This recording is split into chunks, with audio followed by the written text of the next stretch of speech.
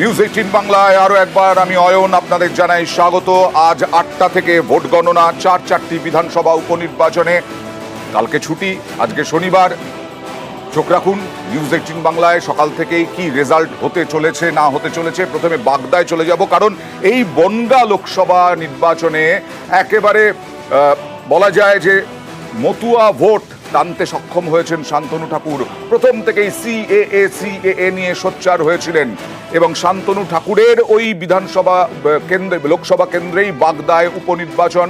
এই বাগদায় উপনির্বাচনে মতুয়া ভোট এবারও কি এখানে বিজেপির কাছেই যাবে? কারণ গত বিধানসভা নির্বাচনে মতুয়া ভোট বিজেপির কাছেই গিয়েছিল। কথা বলবো অনিরুদ্ধর সঙ্গে। অনিরুদ্ধ,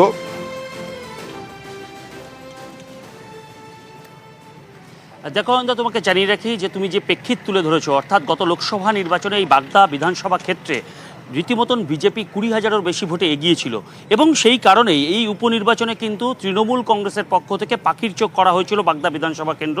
উপনির্বাচন উপলক্ষে রাজ্যের তাবড় মন্ত্রীদেরকে দায়িত্ব দেওয়া হয়েছিল, অঞ্চল ভিত্তিক দায়িত্ব দেওয়া হয়েছিল এবং সেখানে দেখা হয়েছিল যে এই বাগদা বিধানসভা উপনির্বাচনে তৃণমূল কংগ্রেস জয়ী হতে পারে কিনা সেটাই আজকে দেখার। এবং বাগদা বিধানসভার যে উপনির্বাচন গণনা কেন্দ্র করা হয়েছে হেলেঞ্চা উচ্চ বিদ্যালয়, এই হেলেঞ্চা উচ্চ বিদ্যালয়ের আমি নিরাপত্তা ব্যবস্থায় একবার দেখানোর চেষ্টা করবো অয়ন্ত তোমাকে, যে রীতিমতন ত্রিস্তরীয় নিরাপত্তা বলয় তৈরি করা হয়েছে। যেখানে কাউন্টিং সেন্টার রয়েছে, সেখানে কেন্দ্রীয় বাহিনী রয়েছে এবং কাউন্টিং সেন্টারের বাইরে রাজ্য পুলিশ রয়েছে।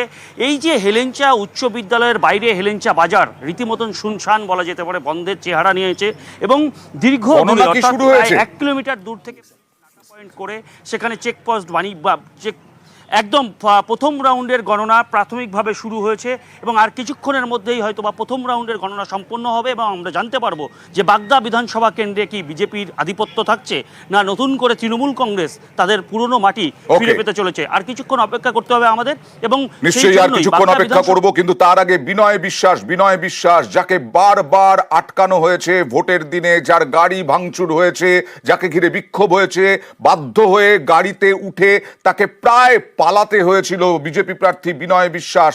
তিনি কি বলছেন দেখুন।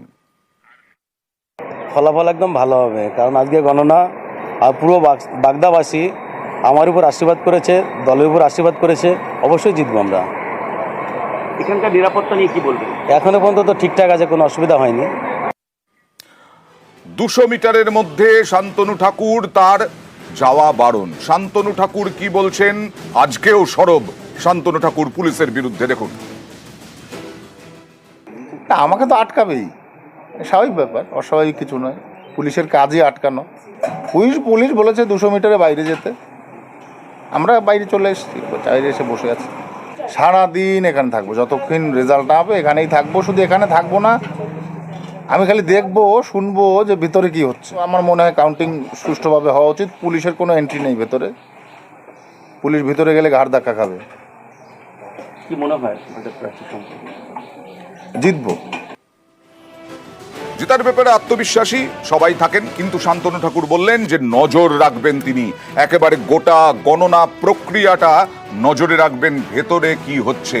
এবার চলে যাব রানাঘাট দক্ষিণে। রানাঘাট দক্ষিণে মুকুটমণি অধিকারী তৃণমূল প্রার্থী। সেই মুকুটমণি অধিকারী লোকসভা নির্বাচনের কয়েক মাস আগে জয়েন করেছিলেন তৃণমূলে, কিন্তু তাও পারলেন না জগন্নাথ সরকারকে হারাতে। জগন্নাথ সরকার দ্বিতীয়বারের জন্য সাংসদ হলেন। সেই মুকুটমণি অধিকারী কি মতুয়া? তিনি মতুয়াদের একটা মহাসংঘের একজন পদাধিকারী। রঞ্জিতের সঙ্গে কথা বলবো। মতুয়া ভোটটা এখানেও মুকুটমণি অধিকারী কি পাবেন? জগন্নাথ সরকারকে পছন্দ করেছেন রানাঘাটের মানুষ। রানাঘাট দক্ষিণের মানুষ কি বলছেন? এই রানাঘাট দক্ষিণেও তো জগন্নাথ সরকারই এগিয়েছিলেন।